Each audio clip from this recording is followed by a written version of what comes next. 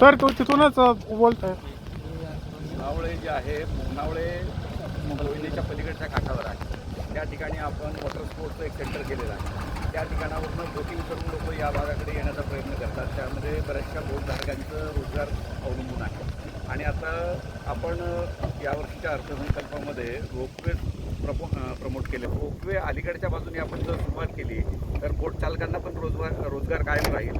आणि रोपवेमध्ये पाण्याच्या बाजूने रोपवे गेल्यामुळे पर्यटकांना पाण्याच्याही वरून गेल्याचं समाधान मिळू शकेल आणि कमीत कमी वेळामध्ये वासोट्यावर लोक पर्यटक पोहोचू शकतील. रोपवेमुळे फार पर्यटनाला आणखी चालना मिळेल. कारण आता मुनावळ्यामध्ये वॉटर स्पोर्ट झाला आहे तर लोक येत आहेत आणि आता त्याचा म्हणजे आपण मुनावळ्याच्या थेट त्या वॉटर स्पोर्टच्या इथून रोपवे घेण्याच्या ऐवजी अलीकडून रोपवे घेतला तर ज्यांना बोटीने तिथपर्यंत येता येईल, बोटीने येण्याचा देखील पर्यटकांना आनंद घेता येईल आणि आपले बोटधारक जे आहेत इथले स्थानिक लोक त्यांचाही रोजीरोटी जी आहे, रोजगार जो आहे तोही कायम राहील आणि पर्यटकांना याचा नदीचा जो आहे रोपवेमध्ये प्रवास करताना याचाही आनंद घेता येईल. असा प्रकारचा एक चांगला प्रकल्प आपण या अर्थसंकल्पामध्ये मंजूर केलेला आहे. त्यामुळे फार मोठ्या प्रमाणावर ट्रॅकर लोक इकडे येतात आणि या रोपवेमुळे खूप मोठं पर्यटकांची संख्या वाढेल इकडे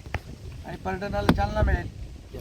एक नवीन वॉटर स्पोर्ट्स आहे, इको टुरिझम आहे, रोपवे आहे.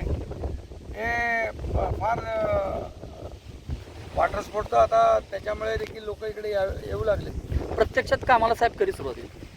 प्रत्यक्षात आता ते मंजूर केले आपण आणि लवकरच त्याचा DPR तयार होईल. DPR तयार होऊन पुढचं प्रक्रिया जी आहे